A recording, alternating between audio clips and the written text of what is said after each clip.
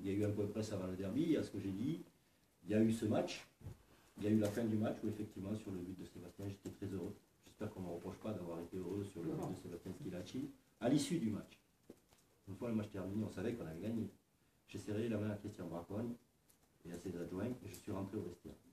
Je n'ai pas fait le tour de stade, j'étais heureux, j'étais contenu, j'ai laissé les supporters et les joueurs partager leur joie, comme je le fais très souvent.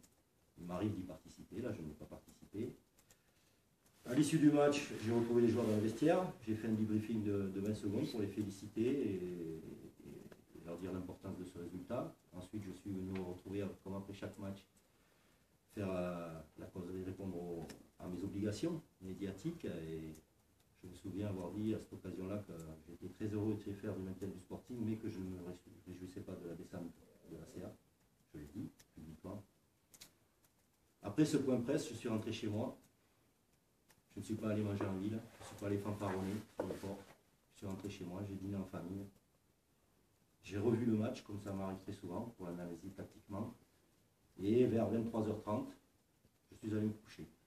Et vers 23h45, une quinzaine de supporters du Sporting, qui savent où j'habite, parce qu'à Bastia tout le monde sait où j'habite, sont venus chanter leur joie de cette victoire, scander mon nom au pied de mon immeuble. Et interpellé par ces bruits-là, j'ai ouvert la fenêtre. J'en ai reconnu certains que j'apprécie. Et je suis. Alors que j'étais en pyjama, j'ai mis des claquettes. On m'a dit que mon pyjama n'était pas super. J'ai descendu les 4 étages de mon immeuble. Je suis allé les rejoindre. J'étais content de partager cette joie avec eux. Ça a duré 2 minutes. Puis je suis rentré, j'ai remonté les 4 étages qui mènent à mon appartement. Et puis je suis allé me coucher. Voilà, donc cette situation dont on a beaucoup parlé, je ne l'ai pas prémédité, je ne l'ai pas voulu, mais je participe à un moment de joie avec les supporters, encore une fois, que je n'ai pas prémédité, que je n'ai pas mis en place, mais que j'assume. Ça m'a gêné, quoi, parce qu'encore une fois, c'est pas quelque chose que j'assume et que j'ai pas provoqué ni prémédité, quoi, et qui n'est pas de mon fait, quoi. Après, derrière, il y a eu des communiqués qui ont été faits. Je pense que ce genre d'histoire est déjà arrivé par le présent. Je me réfère au communiqué du Sporting qui cite M. Orsoni en mois de janvier 2012. J'ouvre les guillemets. Donc c'est M. Orson qui parle à une émission sur une radio nationale. Un jour, les supporters de la CA ont porté un cercueil aux couleurs du club rival. Les fans du Gazélec ont riposté en brûlant l'ours, symbole de la CA, sur la place publique. Et il y a 2 ans, à ce moment-là, pour M. Orsoni, ce n'était que tradition locale et magagne, comme on dit ici. Là, ça n'est plus de la magagne, mais ça me gêne un peu. Pour conclure là-dessus, moi j'ai appelé 2 personnes à Ajaccio cette semaine.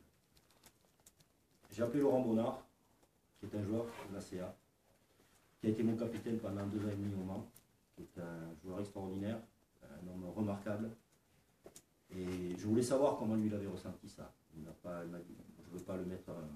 Je voulais simplement qu'il passe un message à ses partenaires que sur cette situation-là précise que je n'ai pas voulu et que je n'ai pas provoqué. Voilà, il n'y avait rien de destiné, il n'y avait rien de. Ce n'était à aucun moment à l'encontre des gens de la CA, ni des joueurs, ni de qui que ce soit à la CA. Voilà, c'était une interpellation de supporters et le moment d'un partage avec les supporters du Sporting. Et je lui ai demandé qu'il fasse passer le message aux joueurs. Encore une fois, je ne l'ai pas provoqué et s'ils en ont été choqués, voilà, je voulais qu'ils sachent que, et il me connaît et il sait très bien que ça leur était pas destiné, il n'y avait aucune volonté de provocation de ma part. Voilà. Et puis j'ai appelé une deuxième personne qui s'appelle M. Alain Orson parce que j'ai aussi lu le communiqué de la CA. J'en reprends certains termes parce que je suis montré du doigt, je dirais directement, ou cité directement. Je cite le communiqué du président Orson. Je me souviendrai du patriote corse Frédéric Hans qui dédicace le cercueil rouge et blanc pour communiquer avec quelques abrutis alignés. Et je cite une deuxième phrase de son communiqué qu'il a signé. Justement, je suis corse, je le cite, parce que cela implique l'adhésion à certaines valeurs qui semblent se diluer chez ceux qui beuglent leur corsité en foulant aux pieds ce que nous sommes. Le beugleur, je pense que c'est moi, puisque je suis cité. Voilà, je ne comprenais pas le sens de cette phrase, donc je l'ai appelé pour m'étonner de ce communiqué-là.